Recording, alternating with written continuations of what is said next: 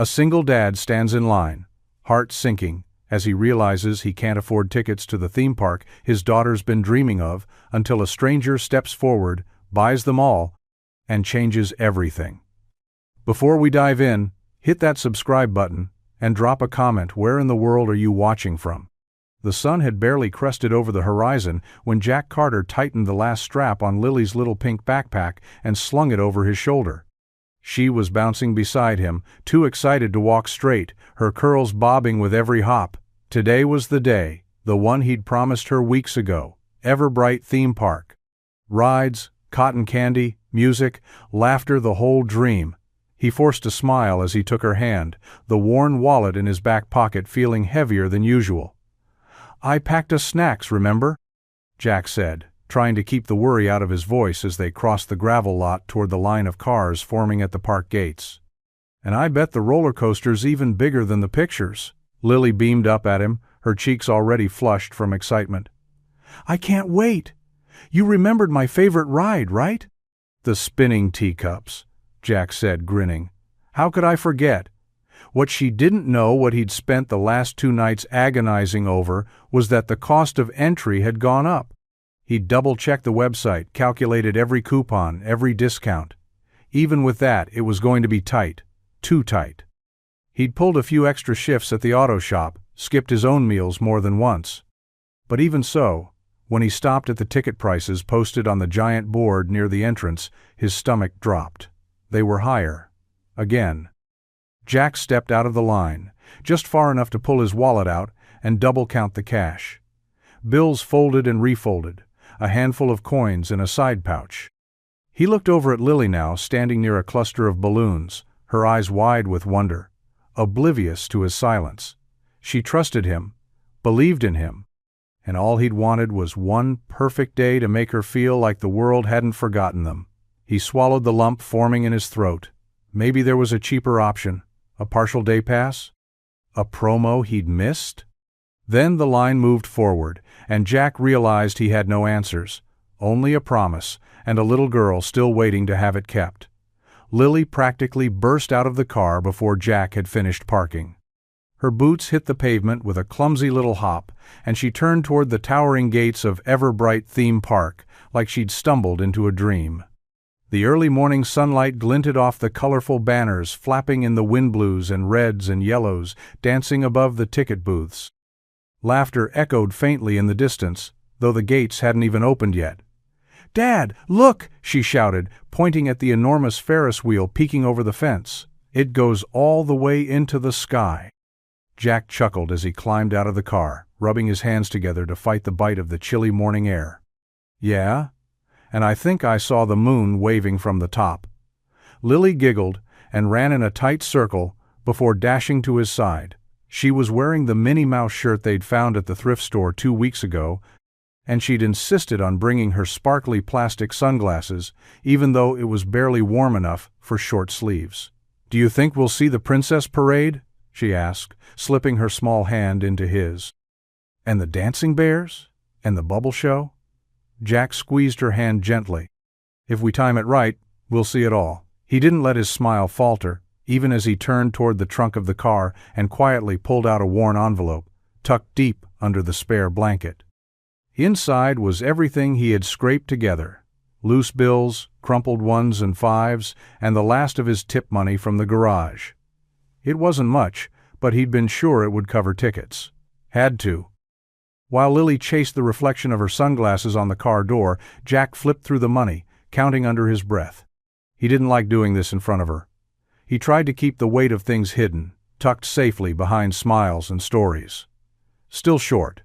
A few dollars. Maybe 5. He glanced up at the growing line. People were filing in, kids bouncing like Lily, parents checking phones and sipping coffee. Jack folded the money back into the envelope and shoved it into his jacket pocket. Lily bounced beside him, full of hope and sugar dreams. And Jack? Jack swallowed his worry like bitter medicine and joined the line, her hand still wrapped in his, doing everything he could to make this day real.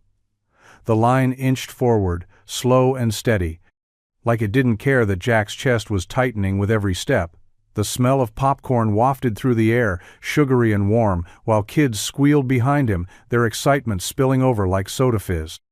Lily was humming beside him, eyes scanning everything at once, the park map display, the costumed characters wandering past the gates, the shimmering archway that marked the official start of magic. Jack clutched the envelope in his coat pocket, fingers numb from more than just the cold. He'd counted the cash 3 times in the car, still short. Barely $5, but $5 might as well have been 500 right now. He'd prayed the prices hadn't changed, that maybe the woman at the counter would take pity, or that some promo would magically apply. But the board was clear, no discounts today. Full price, no exceptions. Next please, the attendant called out from the booth, cheerful and brisk. Jack stepped forward, holding Lily's hand a little too tightly. 2 tickets, please, he said, forcing his voice to stay calm. He didn't want Lily to hear the worry. The woman punched something into her screen. That'll be $84.99. Jack blinked. I thought the weekday price. Special event today, she cut in, apologetic but unmoved. All standard tickets are upgraded. Sorry. He nodded slowly, reaching into his pocket, pulling out the envelope like it weighed 100 pounds. He handed over the bills, counting silently again as he passed them through the slot. The woman took them, brows furrowing as she flipped through. I'm sorry, she said, her voice softening. You're just a little short. Jack opened his mouth, then closed it. His throat tightened. Behind him, Lily had gone quiet. Daddy? She asked, tugging at his coat. Is everything okay? He crouched slightly, trying to smile. Yeah, sweetheart, just checking something. He turned back to the attendant. Is there any way to do 1 ticket? Or... His voice cracked. Is there a kid's price? She shook her head gently. Not today. Jack looked down at Lily. She was watching him now, not with fear, but confusion. That was worse. He stood frozen, helpless, as the line behind them shifted impatiently. The magic just inches away, and still somehow out of reach. Jack felt the sting behind his eyes before he could stop it. He nodded stiffly at the attendant, starting to gather the bills back into the envelope, fingers fumbling, throat locked tight. The line behind him shifted again, quiet murmurs, a sigh or two, but then came a voice.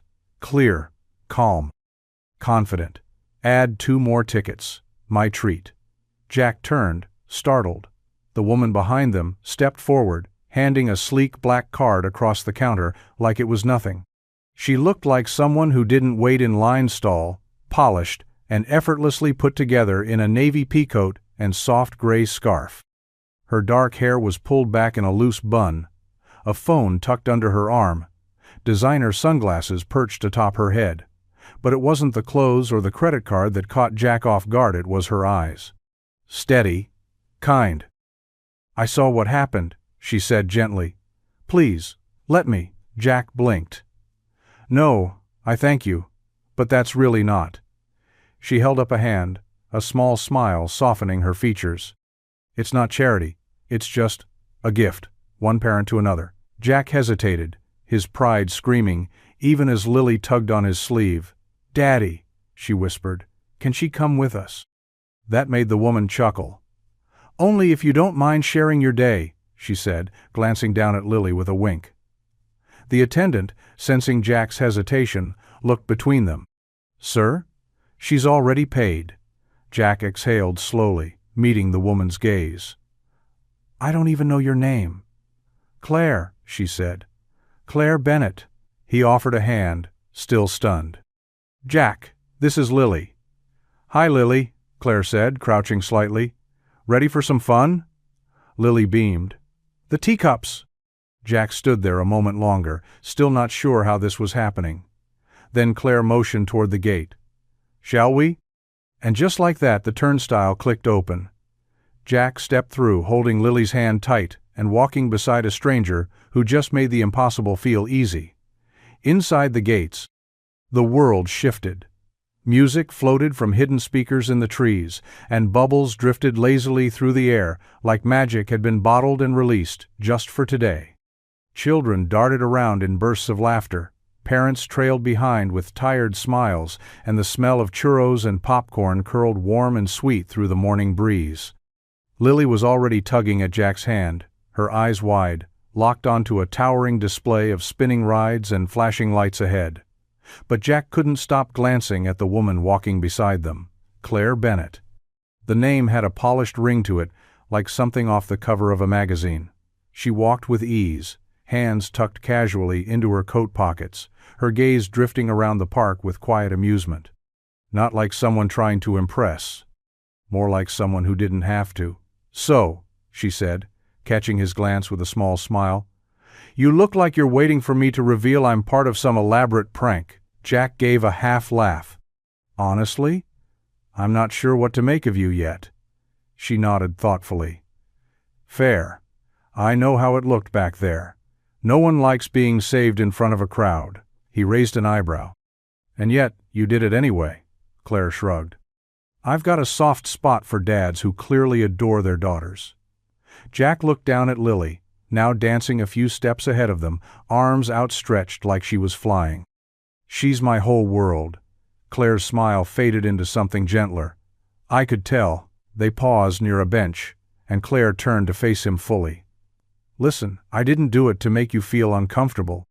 I just saw a little girl about to lose a moment she'd remember forever, and a father trying his damnedest not to let that happen." Jack studied her, trying to read between the lines. She didn't feel like a stranger, not exactly, but she didn't fit anywhere in his world either. "So what's your story?" he asked quietly. Claire tilted her head. "Let's just say, I came here hoping for a little escape of my own." Jack didn't reply, not right away.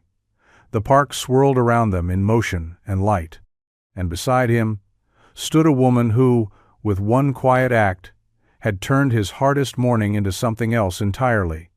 He just didn't know what yet. They strolled past a cotton candy cart, the sugary scent trailing behind them like a ribbon, and Jack was still wrestling with the awkward knot in his chest. He couldn't decide if he was more grateful or embarrassed. Probably both. Claire walked beside him with that same effortless grace, hands still tucked into her coat pockets like none of this was out of the ordinary. "So," Jack said, breaking the silence, "you don't have to stick with us, you know. You've already done more than enough." Claire glanced sideways at him, arching an eyebrow. "And miss out on the teacups? Not a chance." He chuckled, shaking his head. "Seriously, I don't want to take up your day." She stopped walking for a moment, causing him to stop too. Her gaze met his calm, steady. "Jack, I didn't come here with a plan. No meetings to get to, no calls to return. Just wanted some air and maybe a little joy. Turns out, I found both faster than expected. But," he started, motioning vaguely between them, "I don't want you to feel obligated." Claire smiled, that same gentle curve of her lips that didn't ask for anything in return. "I don't do charity. I do kindness. There's a difference." Jack stood quiet for a beat, the noise of the park washing over him, laughing kids, the distant whistle of a train, the soft hum of music. Lily had darted ahead again, staring wide-eyed at a row of costumed princesses dancing near the castle stage. "Okay," he said finally, the tension in his shoulders easing just a bit.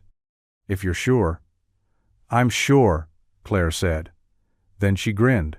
"Besides, every princess needs a proper royal escort. Looks like Lily's got two now." Jack followed her gaze and watched as Lily spun in place, mimicking the princess's twirls with abandon. For a moment, all the stress, all the second-guessing, fell away. Claire stepped beside him again, voice low but light. "Let me buy the churros, too. You can get the next round." He laughed under his breath. "Deal." And just like that, the most unlikely agreement was made. Not with contracts or handshakes, but with shared smiles, spinning teacups, and a promise that, for today, none of them would feel alone. The carousel glimmered like a childhood memory, brought to life, brass poles shining in the sunlight, painted horses frozen mid-gallop, music box notes twinkling through the air, like they were laced with magic. Lily had chosen a white horse with gold trim and a pink saddle, and she waved like royalty as the ride began to spin. Jack stood beside her, one hand on the pole, the other resting on the edge of the saddle to steady her. Across the way, Claire had climbed onto a sleek black horse, laughing as she pretended to race Lily around the circle. "Faster!" Lily shouted, eyes wide with joy. "We're winning, Daddy!" Claire leaned forward dramatically, clutching her reins like she was in the Kentucky Derby. "Not if I have anything to say about it." Jack laughed, really laughed, the sound catching him off guard. It had been too long since he'd heard it come from his own chest without effort. Too long since a moment felt this simple. As the carousel spun, the world outside blurred people, noise, everything, and for a few minutes all that existed were the lights, the music, and the laughter that echoed like something fragile and precious. "You two make a pretty unbeatable team," Claire called across to him as their horses rose and fell. Jack met her eyes, smiling without hesitation this time. "She keeps me in line." "I believe it," Claire said, and something in her gaze softened. The ride slowed, easing to a gentle stop. Lily clapped her hands and leaned into Jack as he helped her down, her cheeks flushed from the wind. Claire stepped off her horse and joined them, brushing a loose strand of hair behind her ear. "That was awesome," Lily said breathlessly. "Can we go again later?" "Absolutely," Jack said, tightening her jacket zipper. "Maybe after we find that bubble show you've been talking about." Claire looked at him, her voice quieter now. "You're good with her, it shows." Jack shifted, a little embarrassed. "I try." "No," she said, her tone sincere. "You love her out loud. That's rare." Something shifted then, not loud, not dramatic, just a subtle ripple in the air between them. For the first time since they'd met, Jack stopped wondering why she was here, and started being glad that she was. By noon, the park had come alive in a way that felt almost unreal, sunlight glinting off ride tracks, the sound of roller coasters rattling overhead, the scent of fried dough and caramel thick in the air. It was the kind of day people took pictures of to remember. The kind Jack usually watched from the sidelines, never quite part of. But not today. Today, he stood with cotton candy stuck to his fingers, a half-eaten funnel cake in one hand, and his daughter's laughter echoing like music in his ears. Lily darted ahead, her cheeks dusted pink from sugar and excitement, skipping in circles around the water fountain that sprayed rainbow-colored mist into the air. "We have to ride the rocket ship next," she called back, her arms stretched out like wings. Jack looked over at Claire, who had just finished tying her scarf tighter against the breeze. She raised an eyebrow. "You ready for liftoff, Dad?" He smirked. "I think my stomach's still recovering from that spinning galaxy ride." Claire laughed, brushing a bit of powdered sugar off her sleeve. "You looked green," Jack nodded solemnly. "I was green." They both burst into laughter, the kind that comes easy when the walls have started to fall. It didn't feel awkward anymore. It didn't feel like he owed her anything, or like she was just passing through. Somewhere between the third ride and the second cotton candy, they'd started moving as one uniton, planned, unspoken, natural. Claire knelt beside Lily to tie her shoelace, her fingers quick and gentle. "All right, Captain Lily," she said with a mock salute. "Lead the way." Jack watched the two of them, his daughter, and this stranger who didn't feel like a stranger anymore, and something swelled quietly in his chest. Joy, yes, but something else, too. Something unfamiliar. Hope, maybe. Lily grabbed both their hands as they reached the line for the rocket ride, tugging them forward. "Let's all sit together." Jack nodded, letting her pull him along. Claire's hand brushed his briefly, light as a breeze, and for the first time in a long while, Jack didn't feel like a man just getting by. He felt like a man who was part of something, something small, something special, something that sparkled. They found a quiet bench tucked beneath the shade of a wide maple tree near the edge of the park, away from the crowds and noise. The rocket ride had left Lily flushed and sleepy, and she now dozed peacefully in Jack's lap, her head resting against his chest, her fingers still clutching a souvenir glow wand. Jack smoothed her curls gently, his eyes fixed on some point in the distance that wasn't really there. Claire sat beside him, sipping a bottle of water, giving him space but not leaving. The silence between them was comfortable, the kind that didn't demand to be filled. "She doesn't know," Jack said quietly, after a long pause, "about how close we were to not getting through those gates today. She just sees the fun." Claire didn't respond right away, letting the moment settle. "She shouldn't have to know," he added. "That's my job." Claire glanced at him. "You carry a lot, don't you?" Jack nodded, eyes still on Lily. "I lost my wife 3 years ago. Car accident. One moment she was there, and the next, she wasn't." Claire's face softened, the quiet sympathy in her expression saying more than any words could. "I didn't know what the hell I was doing," Jack continued. "Still don't, most days. I was 28, had a toddler who didn't understand why her mom wasn't coming back, and no idea how to pay for the mortgage. I sold the house. Took a job at the auto shop my buddy owned. Then a second job doing deliveries at night just to stay afloat." He let out a bitter laugh, low and quiet. "You'd be amazed how many things you can live without when you have to." Claire didn't interrupt. She simply listened, really, listened in, a way that made him feel like his story wasn't just something sad to politely acknowledge, but something worth understanding. "I try to make life feel normal for her, happy. But sometimes, I wonder if she sees through it." "She sees that you show up," Claire said gently. "Every day, that counts more than anything." Jack looked at her then, really looked. And for once, he didn't feel like he was just a man telling a story. He felt like someone being seen. Lily was still sleeping, curled up now with her head in Claire's lap, the soft hum of the park drifting around them like a lullaby.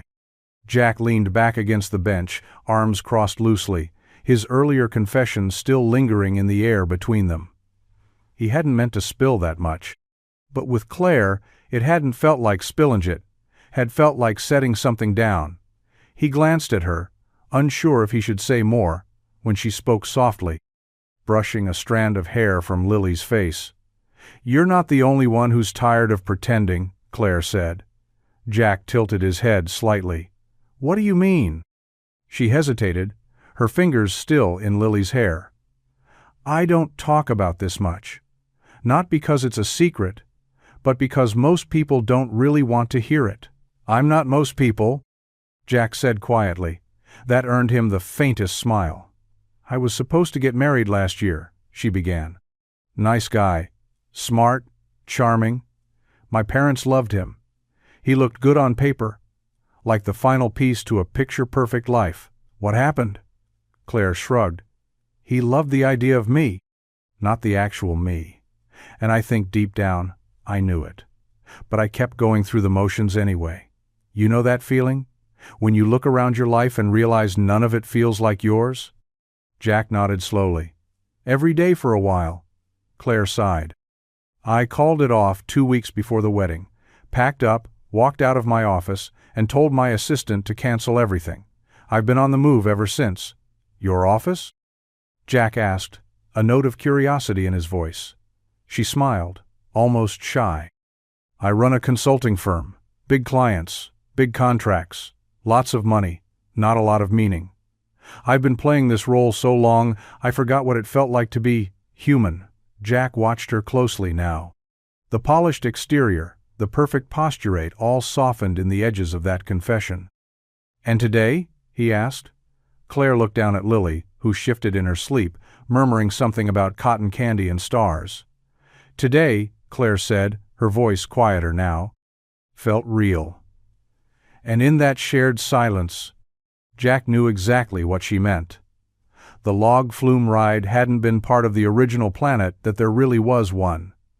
But Lily had spotted the twisting water track and shrieked with delight before either adult could object.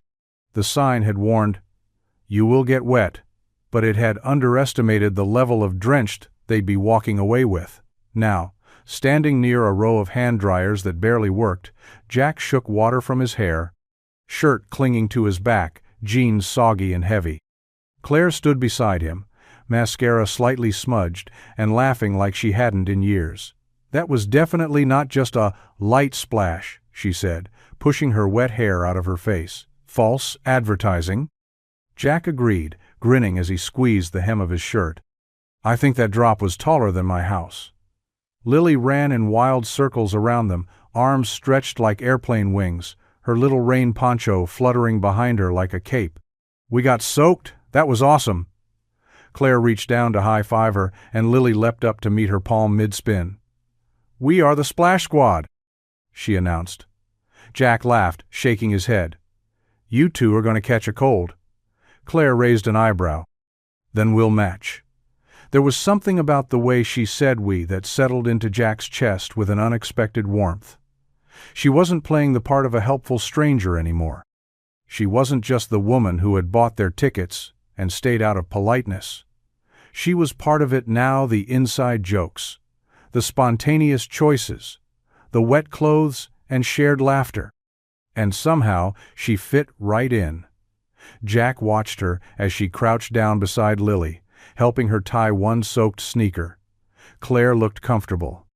Not just physically, her designer coat weighed down and damp, but emotionally. Like she belonged in the middle of this messy, joyful chaos. He didn't know what this day meant to her. He wasn't sure what it meant to him, but every minute made it harder to imagine the park without her in it. Claire stood up, brushing water off her knees. Next ride? Jack met her gaze, still smiling. Yeah, he said, voice low but certain. Let's keep going. Late afternoon, light filtered through the treetops, turning the park gold and warm, softening everything it touched. The chaos of the day had mellowed into something quieter, more intimate. Rides still spun and music still played, but there was a calmness now, like the whole place had exhaled after a long laugh. Jack sat on the edge of a fountain with Lily curled up beside him, her energy finally winding down. He held a cherry slushie in one hand, its condensation dripping slowly down his wrist, while Lily clutched a giant stuffed bear. They'd won at a ring toss booth earlier. Well, Claire had won it, somehow landing 3 perfect throws in a row. She was standing just a few steps away, her phone in hand, watching them with a small smile. Jack didn't notice at first. He was too busy listening to Lily explain how she was going to name the bear Captain Fuzz and take him to school on Monday, no matter what her teacher said. Claire lifted her phone slowly, quietly, and snapped the photo. It was one of those rare moments that didn't look posed because it wasn't. Jack had his head tilted down slightly, smiling as Lily leaned into him, her cheek pressed to his shoulder. His hand was resting gently on her back, protective without being possessive. The sunlight caught in their hair, and there was something about the look on his face, unguarded, content, that made Claire pause. She looked at the image for a long second, her chest tightening in a way she couldn't quite explain. It wasn't just sweet, it was real. A snapshot of something tender and true. Jack looked up then, catching her with the phone in her hand. Were you taking a picture of us? He asked, not accusing, just surprised. Claire's eyes flicked to his, a little sheepish. Guilty, he raised an eyebrow. Do I at least get to see it? She walked over and handed him the phone. He stared at the image, quiet. Something in him shifted as he took it in, something small but powerful. The man in the photo looked happy. Not just surviving. Happy. I forgot what that looked like, he murmured. Claire sat beside him. You never lost it. You just haven't had enough reasons to see it. And in that still moment between rides and reality, Jack knew this day would stay with him far longer than just a photo ever could. They found a tucked-away picnic table near one of the quieter food stalls, just beyond the main path, where the noise faded into a distant hum. Jack carried the tray, 2 burgers, a grilled cheese, and a mountain of fries that Lily insisted they share family style. Claire had snagged a lemonade for herself and a chocolate milk for Lily, who was now preoccupied dipping fries into both with equal curiosity and zero concern for flavor. Jack took a bite of his burger, his eyes drifting to the families passing by. He wondered how many of them had saved for this day the same way he had, or if most people just bought tickets without thinking twice. He couldn't remember the last time he'd eaten out without calculating how long it would stretch his budget. Claire broke the silence gently. You know, for someone who's been through a lot, you still laugh like someone who hasn't given up. Jack glanced at her, a little caught off guard. That's not what it feels like most days. I know, she said, stirring her lemonade with the straw. But it's there, underneath everything. He leaned back slightly, chewing slowly. It's easier when she's happy. She gives me something to aim for. Claire nodded, her gaze settling on Lily as she stacked fries into a leaning tower. What about for you, though? Jack frowned. What do you mean? I mean, do you ever dream for yourself anymore? Not just for her, not just survival. He looked down at his food, quiet. It was a question no one had asked him in years, not since before Rachel died. Not since his life had narrowed to paychecks, school lunches, and exhaustion. Dreaming had become a luxury, something reserved for people who could afford it. I don't really think about it, he said finally. Dreams don't keep the lights on. No, Claire agreed softly. But sometimes they remind you why the lights are worth keeping on. Jack glanced at her, and for the first time that day, he didn't feel like she was just being kind. He felt like she understood. He didn't answer right away. But the question stayed with him lingering, nudging something he hadn't let himself feel in a long time. Possibility. The sun had begun its slow descent behind the trees, casting a golden hue across the park. Shadows stretched long over the cobblestone paths, and the soft buzz of anticipation lingered in the air like static. Jack noticed how the energy subtly shifted as evening approached. Kids were a little quieter now, clutching plush toys and half-melted treats, and parents walked slower, savoring what was left of the day. Claire tapped him on the shoulder, grinning. I have a surprise. Jack gave her a mock, suspicious look. Another one? You've already set the bar pretty high. This one's just a little extra sparkle, she said. Fireworks. VIP section. Best seats in the house. He blinked. VIP? Claire, those seats are impossible to get. You have to book them months in advance. Claire just sipped her lemonade and shrugged, that same nonchalant grace she wore like a second skin. Let's just say, I know someone who knows someone. Jack didn't press, but the words sat differently this time. The ease with which she navigated the day, the way staff smiled at her, as if recognizing someone familiar, the kind of calm confidence that wasn't practiced at it was earned. He'd known plenty of people with money at the shop, people who made it clear the world bent for them. Claire wasn't like that, but there was something elevated, subtle, but unmistakable. You sure you're not secretly the owner of this park? He asked, half teasing, half fishing. She laughed, brushing the comment aside. Hardly, but I may have been here once or twice. Lily, now bouncing beside them, looked up with wide eyes. Fireworks? We're going to the special seats? Yep, Claire said, reaching down to fix the strap on Lily's shoe. You'll be so close. You'll feel like you can touch the stars. Jack watched her, this woman who had come out of nowhere and stitched herself into their day so seamlessly. He didn't know everything about her, clearly, but what he did know was this. She hadn't just given Lily a magical day. She was starting to give him one too, and that scared him more than he wanted to admit. They were near the carousel again when Claire's phone buzzed. She glanced at the screen and frowned, just briefly, but Jack caught the flicker in her expression before she masked it. Hey, she said, her voice dropping to something quieter. I need to take this. Just give me a second. Jack nodded. We'll be right here. Lily was busy trying to decide whether to ride the white unicorn or the sea dragon this time, oblivious to anything else. Jack took a seat on a nearby bench, his eyes casually following Claire as she walked a few steps away, stopping beneath a tree just out of sight from the ride attendants. He didn't mean to listen. Not really.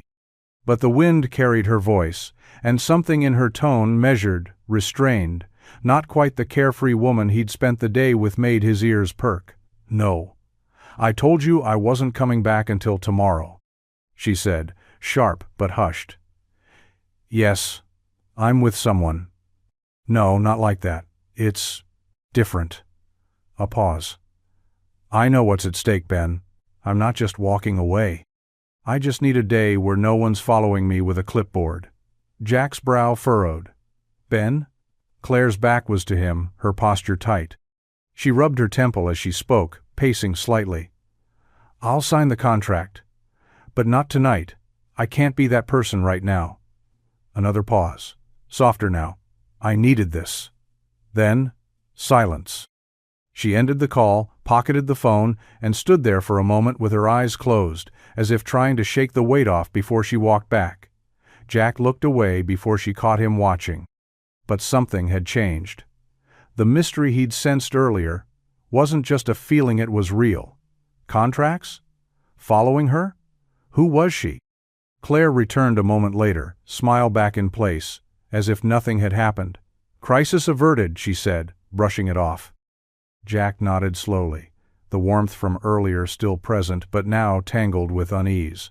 Something about her world was much bigger than he'd thought. And suddenly, he wasn't sure where he fit inside it. They wandered toward a quieter part of the park, as the sun dipped low on the horizon, washing everything in soft amber light. The buzz of the day had mellowed, families gathering for the fireworks, kids rubbing tired eyes, the scent of kettle corn thick in the air. Jack walked beside Claire in silence, Lily a few steps ahead, chasing the last of the bubbles drifting through the air from a nearby vendor. He didn't want to ruin the mood, but the words had been sitting on his tongue since the phone call. "You okay?" he asked, keeping his voice low. Claire glanced over, nodding. "Yeah, just work stuff." Jack hesitated. Then, gently, carefully, he said, "You don't have to tell me, but that didn't sound like just work." She exhaled a slow, deliberate breath. "It's complicated." "I've got time." Claire stopped walking and turned toward him, hands deep in the pockets of her coat. "You've probably figured it out by now," she said, voice steady. "I'm not just someone who happens to know someone at a theme park." Jack offered a half smile. "It crossed my mind. I'm from a very different world than this," she continued. "Big offices, board meetings, contracts worth more than some small towns. I've spent most of my life surrounded by people who only see the name, the bank account, or what I can give them." Jack didn't flinch. He didn't pull away. He just listened. "And I got tired," she said, eyes drifting toward the horizon. "Tired of being a Bennett, tired of being invited to things so people could say they knew me. I started wondering what would happen if I just stopped showing up, if I let people meet me without the packaging." Jack nodded slowly. "So today was about seeing if I could still connect with people who didn't want anything from me," Claire said softly. "People who weren't performing or posturing, just being." Jack looked at her, really looked, and for the first time her guarded polish seemed to fall away completely. All he saw was the woman who'd tied Lily's shoe, laughed on the carousel, and wiped cotton candy from her coat like it didn't matter. "I'm not intimidated by your world," he said. "But I won't pretend I understand it." She smiled, quiet and grateful. "That's exactly why I stayed." The sky had darkened to a deep navy, stars just beginning to peek through when the first firework lit up the night. It burst above the castle in a riot of gold and red, its echo rolling through the park like distant thunder. A crowd had gathered on the hill just beyond the lake, but Jack, Claire, and Lily sat nestled in the VIP section. Claire had somehow made a pier, their bench cushioned and tucked perfectly beneath a canopy of trees that framed the sky like a stage. Lily sat between them, her eyes wide and shimmering in the glow of the explosions. She held onto Claire's hand with one, and Jack's with the other, her head resting lightly against Jack's shoulder. "Whoa," she whispered as a fountain of blue sparks cascaded down in slow motion. "It's like the sky is dancing," Claire smiled, glancing down at her. "It is, just for you." More fireworks followed, brighter, louder, grander, some shaped like hearts, others like stars. Jack found himself less focused on the show, and more on the weight of Lily's small body leaning into his, the warmth of her hand in his own, the quiet calm that had settled over Claire's face. For a moment, he let himself forget the mortgage, the grocery lists, the next paycheck. He forgot the uneven balance of their worlds. All he could feel was this three people wrapped in the glow of something rare and good. As the grand finale began, Lily's eyelids fluttered. She fought to stay awake through the final burst of gold that painted the entire sky, but by the time the applause rippled through the crowd, her head had slipped down onto Claire's lap, her breathing soft and even.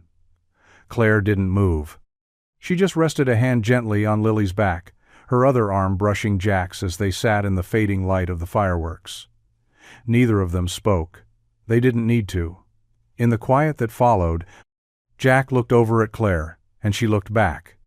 And in that still, starlit silence, something passed between them, something honest, quiet, and unspoken. They weren't strangers anymore. They were something else. The park was nearly empty now. The once vibrant noise dulled to quiet footsteps and the occasional murmur of goodbyes. Twinkling lights lined the walkways, casting a soft glow on the cobblestones as Jack carried a sleeping Lily in his arms. Her head rested on his shoulder, her sticky hands still clutching the edge of her souvenir bag, the stuffed bear's nose peeking out. Claire walked beside them, slower now, as if matching his pace without thinking. Neither of them spoke, both caught in that fragile space where a perfect day starts to slip into memory. Jack shifted Lily slightly and looked ahead at the glowing exit gates. That was it, the edge of the fairy tale. Beyond those gates, the real world waited: grocery lists, work shifts, empty gas tanks. He felt it creeping back in already, like gravity returning after a moment of weightlessness. Claire seemed to feel it too. She reached into her bag, pulling out her car keys and a small card. "I had my driver bring the car around," she said quietly. "I can give you both a ride home." Jack shook his head gently. "We're not far. She'll be asleep before we hit the end of the block anyway." Claire smiled, but it didn't quite reach her eyes. Of course. They reached the edge of the lot, where her sleek black SUV idled under a street lamp. Jack stopped, adjusting Lily one more time. She stirred slightly, but didn't wake. "So, this is it?" he asked, his voice quieter than he intended. Claire hesitated. "I guess so." Jack looked at her, this woman, who had stepped into his life for one unexpected day, and somehow made it feel fuller, lighter. He hadn't wanted to expect anything. He wasn't sure he should. But still, he felt it, the familiar tug of something slipping away before you're ready. "I don't really know how to say thank you for today," he said. "You don't have to," Claire replied. Then, after a beat, "I needed it too." He nodded, unsure what else to say. Claire hesitated one last time. "Good night, Jack." And before he could answer, she leaned in, kissed Lily's forehead, then turned and disappeared into the car. Jack watched the SUV pull away, its taillights glowing like the last flicker of the fireworks. And just like that, the magic was gone. The morning sun crept in through the blinds, painting thin gold lines across the kitchen counter where Jack stood, still half asleep, pouring cereal into Lily's favorite chipped bowl. The hum of the old refrigerator and the soft tapping of Lily's footsteps down the hallway were the only sounds in their small home. He felt the ache of the previous day in his shoulders, not from the walking or the rides, but from the weight of what it had meant. The kind of day that doesn't come often. The kind you try not to wish for again because wishing makes the missing harder. Lily shuffled in, her curls a mess, and her eyes still heavy with sleep. She slid into her chair and blinked at the cereal like it might grow legs. Did yesterday really happen? Jack smiled as he sat down across from her. Pretty sure it did. I've still got damp sneakers and glitter stuck to my hoodie to prove it. She giggled softly, spoon clinking against the bowl.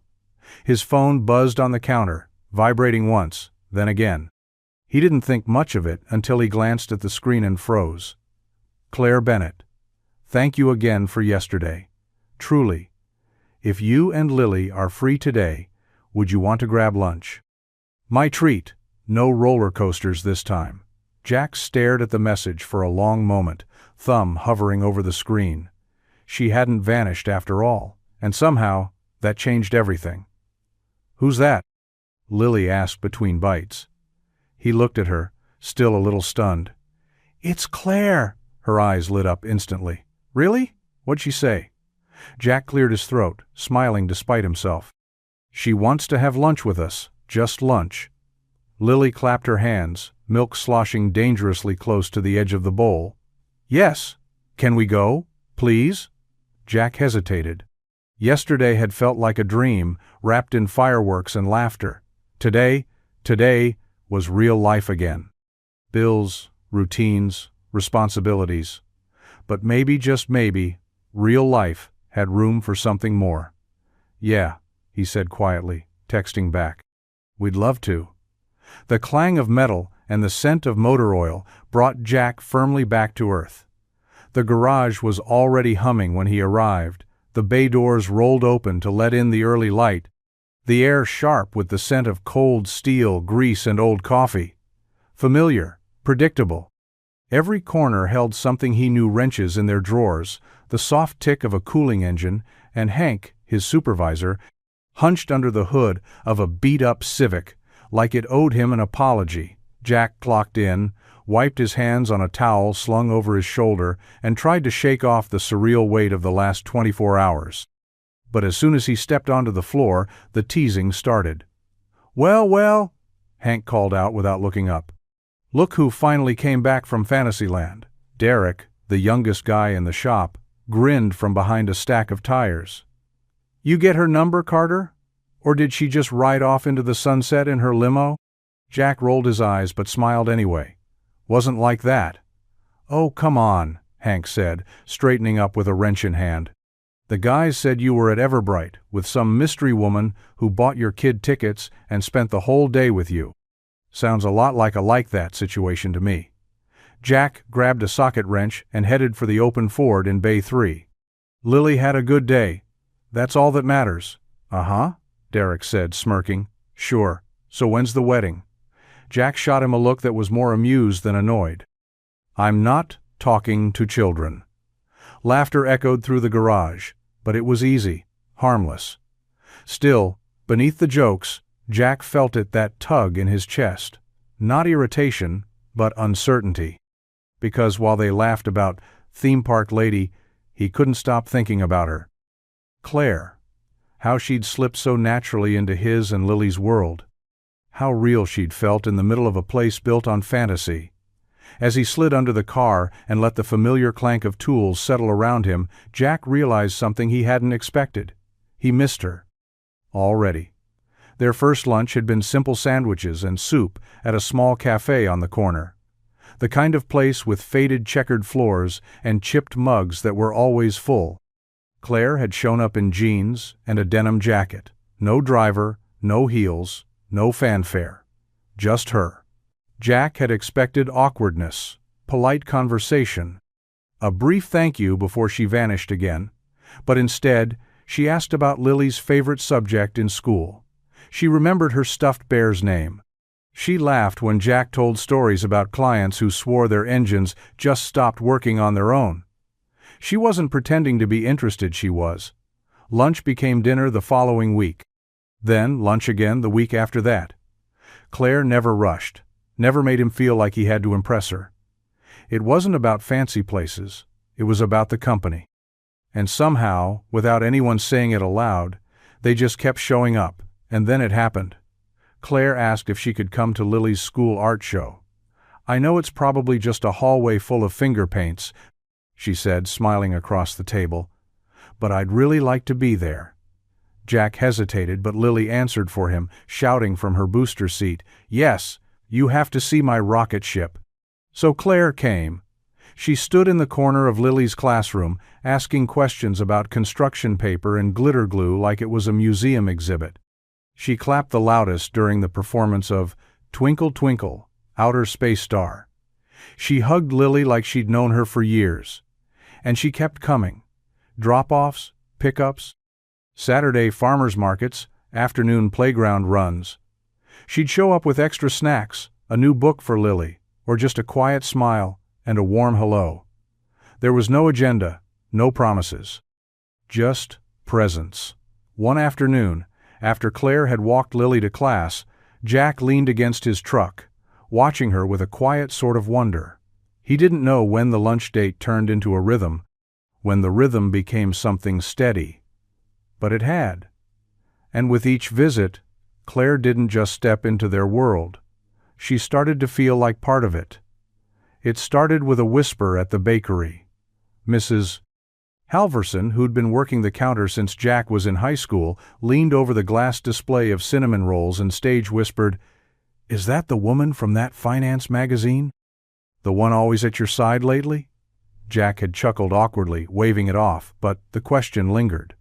And it didn't stop there. At the gas station, the attendant gave him a knowing look as he handed back change. "You know she's on some list of most influential women under 40, right? My sister swears she saw her give a TED Talk." Jack had pretended not to know what that meant, but he did. And now, apparently, so did everyone else. By the following weekend, Claire couldn't walk into the corner coffee shop without someone glancing up from behind their paper. Subtle double takes. Curious stares. Phones held a little too high when taking selfies. Jack noticed it all. Maple Creek wasn't the kind of town where secrets lasted long. News traveled faster than the wind, and Claire Bennett, the once unknown woman who had bought a struggling dad and his daughter theme park tickets, was now something of a legend. Still, she handled it with the same grace she seemed to carry everywhere. She smiled politely, answered questions when asked, and never once seemed flustered. If she was aware of the whispers, she didn't show it. If she was bothered, she didn't say. But Jack noticed. He noticed when she lingered a little longer outside the diner before walking in, when she hesitated just a beat before taking his hand in public, when she glanced around a little more often than she used to. One evening, as they sat on the porch of Jack's modest rental, sipping coffee from mismatched mugs, he finally asked, "Is this too much?" Claire looked at him, eyes steady. "No, but it's different." Jack nodded, understanding more than she realized. "You don't have to keep coming around if it starts feeling." She cut him off gently. "Jack, I'm not scared of small-town gossip. I've had my face on magazine covers. This is the most honest attention I've ever had."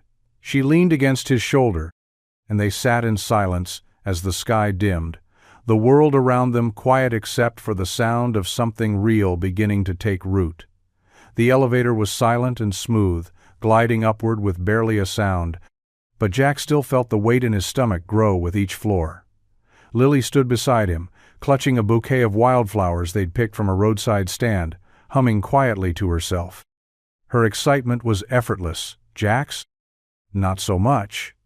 When the doors opened on the top floor, it felt like stepping into another universe. Claire's penthouse was all clean lines and quiet, elegant marble floors that clicked under their shoes, high ceilings, and windows that stretched from wall to wall, pouring golden light across the room. The skyline beyond looked painted, like something from a postcard. Everything inside sparkled in a subtle, effortless way, modern, curated, untouched by the chaos of everyday life. Claire met them at the door barefoot, wearing jeans and a soft gray sweater that draped off one shoulder. She smiled, the same easy smile she'd worn at school drop-offs and art shows. And yet here, in her space, she looked different. "Wow," Lily whispered, eyes wide as she stepped inside. "This looks like a princess castle." Claire laughed and knelt down. "It's all show. The fridge is still full of takeout, and the closet's a mess." Jack smiled, but he couldn't ignore the quiet discomfort blooming in his chest. He moved carefully, afraid to touch anything. The couch looked more expensive than his truck. Even the air smelled expensive clean linen, sandalwood, something foreign, Claire noticed. Of course she did. "You okay?" she asked softly, stepping close. He nodded, then shook his head. "I'm trying to be." Claire reached out, taking the flowers from Lily and setting them gently in a glass vase near the window. "This isn't the part of my life that matters most," she said. "It's just where I sleep." Jack glanced around the room again, then back at her. "You really live in two different worlds, don't you?"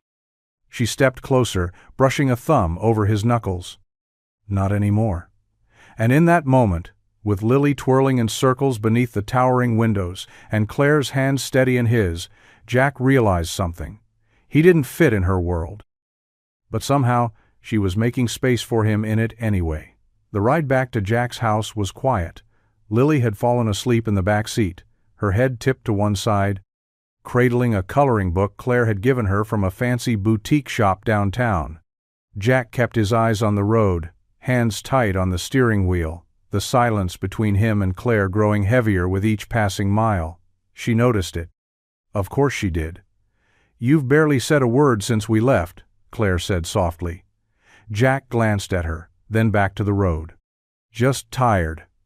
It was a lie, and they both knew it. "You didn't like being there," she said after a moment. Not accusing, just honest. Jack sighed, fingers drumming once against the wheel. "It's not that I didn't like it, it's just, I don't know, it's not me." Claire looked down at her hands. "I never meant to make you feel out of place." "You didn't," Jack said, then paused. Not on purpose. The admission hung in the air. He hadn't meant for it to sound sharp, but the truth was prickling inside him. The marble floors, the way the doorman greeted her by name, the carefully arranged bookshelves that screamed taste and money. It wasn't just that it was different, made him realize how small his world felt next to hers. "I'm just a guy who works under cars all day," he added. You sit on boards and sign contracts. I've got oil under my nails, Claire." She turned toward him, voice quieter now. "And I think about that every time I walk into your world." Jack's eyes flicked to her. "What do you mean?" "I mean, I don't want to overstep. I don't know if the other parents at school are whispering. I don't know if I'm pulling Lily into something that complicates things. I don't know how to be in your world without ruining it." They pulled into his driveway, the porch light glowing softly against the dusk. Jack put the truck in park but didn't move. For a long moment, they sat in the quiet between two lives neither of them had asked to merge. And for the first time since they met, the space between them didn't feel magical.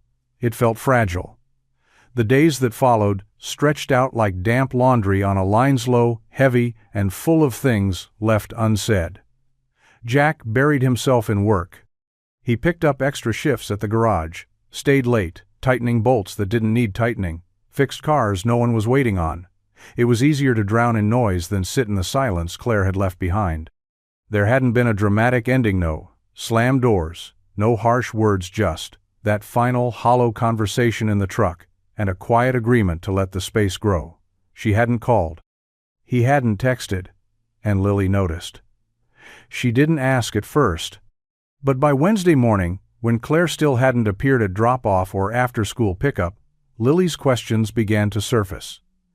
"Is Claire sick?" "No, sweetheart," Jack said, tying her shoes a little too tightly. "She's just busy. She didn't come to show and tell," Lily said quietly, holding her stuffed bear close. "She said she would." Jack froze for half a second, then forced a smile. "I'm sure she wanted to." Lily nodded, but her small face was unreadable. By Thursday, the silence had crept into their routines. No extra books waiting in Lily's backpack, no surprise cupcakes for her class, no notes written in bright pink ink slipped into lunchboxes. Jack caught Lily staring out the window more often, lingering on the porch a little longer before heading inside after school. He missed her too, but pride was a stubborn thing, and uncertainty even worse. Jack didn't know if Claire wanted space or if she'd already decided to walk away. And part of him, the part still haunted by losing Rachel, believed that people like Claire didn't stay in places like his. So, he let the silence grow. Until one night, as he tucked Lily into bed, she looked up at him with sleepy eyes and asked, "Did Claire stop liking us?" Jack's throat tightened. He didn't have a real answer. Just a truth he wasn't sure how to explain. "I think she's figuring some things out," he said softly. Lily nodded, but her fingers clutched the edge of her blanket a little tighter. And in the quiet of that moment, Jack realized the silence wasn't just hurting him. It was breaking something in her, too. It was Saturday morning when Jack found the envelope on the kitchen table.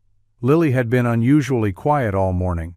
her crayons spread out across the table beside a half-eaten bowl of cereal, and her favorite glitter pen resting on top of a folded sheet of paper. The envelope was addressed in big, uneven letters, Claire, with a small heart dotting the I. Jack hesitated before picking it up. Lily was curled up on the couch, watching cartoons without really watching. When he sat beside her, the paper still in his hand, she looked up with those big, hopeful eyes. "You wrote Claire a letter?" he asked gently. Lily nodded. "It's a secret, but you can read it if you want." Jack unfolded the paper, careful not to smudge the glitter ink. The handwriting wobbled in places, a few misspelled words scattered throughout, but it didn't matter. The message was clear. "Dear Claire, thank you for the best day ever at the theme park. It was like a dream I don't want to forget. I miss the teacups and the fireworks and the way you laughed when I got cotton candy in your hair. I know grown-ups get busy and sometimes go away, but I still think about you. Are we still friends? You make Daddy smile different. I hope that's okay. Love, Lily," and Captain Fuzzjack stared at the letter, throat tightening. It was simple, honest, and completely unfiltered everything he hadn't been able to say out loud, somehow written perfectly by a 7-year-old with a sparkly pen. "She really matters to you, huh?" he asked, his voice barely above a whisper. Lily nodded again. "You matter to her, too. I can tell." Jack folded the letter carefully, pressing it back into the envelope. For a moment, he just sat there, staring at it like it might explode in his hands or vanish if he looked away. Then, quietly, he said, "Let's deliver it," and Lily smiled. A small but certain light in the quiet that had gone on too long. It was just after dinner when the knock came. Jack was drying dishes in the kitchen, Lily humming softly in the other room as she brushed her doll's hair. The knock wasn't urgent, just a soft, steady rhythm, but it sent a jolt through him all the same. He wiped his hands on a towel, heart already pounding, and made his way to the front door. When he opened it, Claire was standing there. She looked differentless, polished, more real. Her hair was pulled back in a loose braid, no makeup, just a soft sweater and jeans. In her hands was Lily's envelope, folded carefully, the glitter heart still catching what was left of the evening light. For a second, neither of them spoke. Then Claire held the letter up like it was the most precious thing in the world. "She wrote to me." Jack nodded, stepping aside without a word. She entered slowly, like she wasn't sure if she still had permission to. "She asked if we're still friends," Claire said quietly. That one sentence, it undid me. Jack leaned against the wall, watching her as she moved into the living room. Lily looked up from her dolls, her eyes widening. "Claire?" Claire crouched down beside her. "Hi, sweetheart." Lily leapt into her arms without hesitation. Claire held her tightly, pressing a kiss to the top of her head. "I missed you so much." "I missed you more," Lily whispered. Jack looked away for a moment, his chest tightening, then stepped forward. "You didn't have to come all this way." Claire stood, facing him. "Yes, I did." There was a beat of silence, then another. "I got scared," she said. "Not of you, of what it meant, of what it could become, and I convinced myself that walking away was easier than watching something beautiful break." Jack met her eyes, something raw flickering behind his. "But Lily reminded me," she added, voice trembling, "that the good things, the real things, are always worth risking." Jack didn't say anything right away. Then he stepped closer, and gently, he said, "So, what do we do now?" Claire reached for his hand, fingers curling into his. "We start again," she whispered. "If you'll let me." The days that followed weren't filled with fireworks or theme parks. There were no grand gestures, no perfectly scripted moments, just slow mornings, shared coffees, and tentative steps, forward one quiet moment at a time. Claire didn't sweep in like a whirlwind anymore. She came over on Sunday afternoons with her hair in a bun and sleeves rolled up, helping Lily bake cookies that always came out uneven but perfect in their own way. Jack, in turn, learned to let her into the quieter parts of his life, showing her how to fix a leaky faucet, letting her ride with him on errands, talking about his mother's old recipe for cornbread as they wandered the aisles of the grocery store. They didn't call it dating, not yet. They didn't need labels or declarations. What they needed, what they chose, was to keep showing up. One Wednesday evening, Claire brought over Chinese takeout and a box of sidewalk chalk. After dinner, she and Lily covered the driveway in pastel stars and crooked castles, their laughter floating through the dusk like music Jack didn't realize he missed until he heard it again. At night, after Lily was tucked in and the house had quieted, Jack and Claire would sit on the porch. Sometimes they talked about books, or childhoods, or regrets. Sometimes they just listened to the crickets. The space between them, once filled with unspoken doubts, was now a place of rest. Not everything was solved, but everything felt possible. Jack still worried. He still wondered what it would look like for a mechanic and a business mogul to build a life in the same rhythm. But each time Claire showed up, wearing sneakers instead of heels, and asking if he wanted to go for a walk, he let that fear shrink just a little more. And Clara Shea stopped checking her phone every 5 minutes. She stopped explaining herself to people who didn't care to understand. With Jack, she was just Claire. No title, no mask. No need to impress. It wasn't a fairy tale. But it was honest. And that made it more real than anything either of them had ever known. It was one of those slow, golden evenings where the sky melted into soft oranges and purples, and the air felt just warm enough to forget the coming cold. Jack and Claire sat on the porch swing, watching Lily chalk a sun onto the sidewalk, her tongue sticking out in concentration. Claire sipped from her mug, cradling it between her hands. "You know, I've been thinking about that day at the park." Jack chuckled softly. "Which part? The teacups? The log ride disaster?" She smiled. "All of it, but mostly what it meant. How something so simple can mean everything to a kid, and to a parent who can't always afford it." He nodded, gaze following Lily. "I remember sitting in that line, thinking, maybe she'd never forget the letdown. That she'd remember the moment I couldn't give her what I promised." Claire turned toward him, her voice quieter now. "And I remember standing behind you, watching you try, even when it wasn't enough. That stuck with me." The porch creaked gently beneath them as the swing moved. "I've been thinking," she continued, "what if we created something together? A way to help families like yours get those moments. A nonprofit, local, focused on experiences, theme parks, zoo passes, museum trips, day adventures. Things that seem out of reach, but shouldn't be." Jack blinked. "You serious?" Claire nodded, eyes shining with something bigger than just an idea. "Dead serious. I've got the resources, but you know the heart of it. You'd be the soul of it. I don't want to just write checks anymore. I want to build something that matters." Jack leaned back, his thoughts racing. He pictured the single parents who came into the shop, tired but trying. He pictured the kids who deserved more than, maybe next year. "It'd take work," he said. "Time. People might not get it." "I don't care," Claire replied. "As long as you get it." He looked at her, this woman who could have done anything, gone anywhere, and she was here, dreaming with him. He smiled. "Then let's do it." Claire reached for his hand, fingers slipping naturally into his.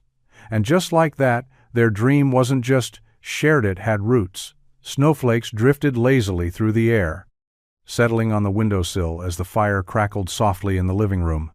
Jack sat on the floor, cross-legged in flannel pajama pants, while Lily, wrapped in a fuzzy reindeer blanket, hummed Christmas carols beneath her breath. The tree in the corner wasn't big, but it glowed with soft white lights and mismatched ornaments, paper snowflakes, glitter-covered pine cones. A popsicle stick angel Lily had made in first grade. Claire arrived just after dusk, her cheeks pink from the cold, a smile hidden beneath her scarf. She stepped inside, brushing snow from her coat, and handed Jack a small envelope. "Merry Christmas," she said, her voice warm. Jack opened it slowly, expecting a card. Instead, it was an itinerary 2 nights at a lakeside cabin an hour north, complete with a wood-burning stove, sledding trails, and a kitchen stocked with hot cocoa and pancake mix. "No Wi-Fi," Claire added with a grin. "Just books, board games, and the three of us." Jack looked up, stunned. "Claire, this is—" "Not extravagant," she interrupted, taking off her boots. "Just quiet. I wanted to give you something that felt like breathing room." Lily squealed. "We're going on a trip? I get to bring Captain Fuzz, right?" "Of course," Claire said, kneeling down for a hug. Jack stood, still holding the envelope. "Thank you. Really." Claire smiled but paused when he reached behind the tree and pulled out a box, wrapped in brown paper and tied with twine. "For you," he said, suddenly nervous. "It's not fancy." Claire unwrapped it slowly, her breath catching when she lifted the lid. Inside was a carved wooden music box, smooth to the touch, stained a deep walnut brown. On top, a simple engraving. 3-figure-san adult man, a woman, and a small child holding hands beneath a swirling sky of stars. When she turned the tiny brass key, the soft notes of the carousel tune played faintly, delicate and nostalgic. Her eyes filled, blinking fast. "I made it in the shop," Jack said. "Took a few weeks." Claire looked up, her voice thick. "It's perfect." And for a moment, time seemed to pause, wrapped in warmth, music, and the quiet kind of joy that only comes when love is given, not bought. The air was crisp and full of the familiar scent of kettle corn and funnel cakes as they stepped through the gates of Everbright Park once more. Snowflakes melted on contact, the ground dusted with a thin layer of white, making everything feel a little more magical, a little more like a memory unfolding in real time. Lily wore her favorite knit hat with the floppy bunny ears, her cheeks rosy, eyes wide with wonder. Everything looked just as she remembered, the carousel spinning in slow rhythm, music drifting through the air, and the towering castle glowing faintly in the distance. But this time, she stood between Jack and Claire, holding both their hands.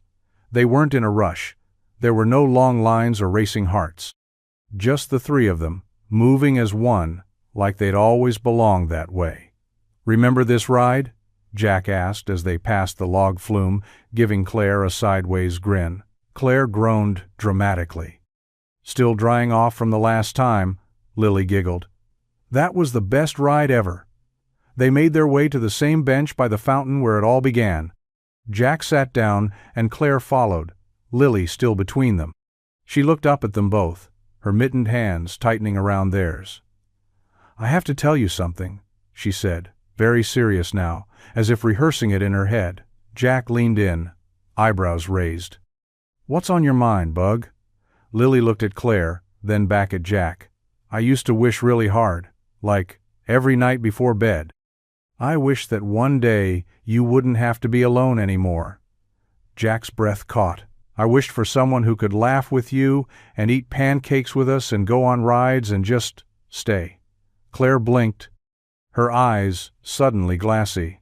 "And now," Lily said, beaming, "I think my wish came true." Silence followed, but not the heavy kind. It was the kind filled with unspeakable warmth. The kind that holds more love than words know what to do with. Jack reached out and gently wrapped his arm around both of them. Claire leaned into him, her hand still clasped in Lily's. And in that moment, there was no question, no doubt, they were a family. The morning sun cast the same soft light it had months ago, glinting off the ticket booth windows and painting Everbright Park in a warm golden glow.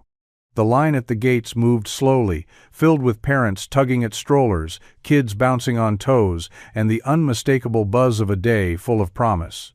But this time, Jack wasn't counting cash behind Lily's back. He wasn't wondering if he could afford a memory. This time, he stood with Claire's hand in his, Lily perched on his other side, her sparkly backpack bouncing as she chattered about her strategy for conquering every ride before lunch. The park hadn't changed much. The smell of cinnamon and popcorn still danced on the breeze. The music still floated from hidden speakers. But everything felt different. Because they weren't just visiting today, they belonged. Claire handed over the ticket season passes now, purchased quietly weeks ago with a smile and a nod. The attendant recognized her, gave a polite wave, and scanned them in without fanfare. Jack didn't flinch this time. He didn't worry about what anyone thought. The weight that used to sit so heavy on his shoulders had shifted. Not disappeared, but no longer something he carried alone. Lily took both their hands and pulled them forward through the turnstiles, bouncing with energy. "Let's do the teacups first. No, wait the rocket ride. No, wait everything." Claire laughed, adjusting her scarf. "We've got all day, Captain." Jack looked at the spot where they'd stood that first time, back when he thought he was just giving his daughter a few hours of happiness. Back when Claire was just a stranger with a generous heart, now she was so much more. He reached over and gently tucked a strand of hair behind her ear. She smiled up at him, eyes full of everything they'd been through: hesitations, laughter, silence, truth. "What are you thinking about?" she asked. Jack glanced down at Lily, who had already begun mapping their route with her finger on the park map. Then back at Claire. "That sometimes," he said, "the smallest moment becomes the whole story." Claire squeezed his hand. "And this story?" Jack grinned. "Feels like it's just getting started." And together they stepped forward, not as strangers, not as halves, but as a family. From one day to forever.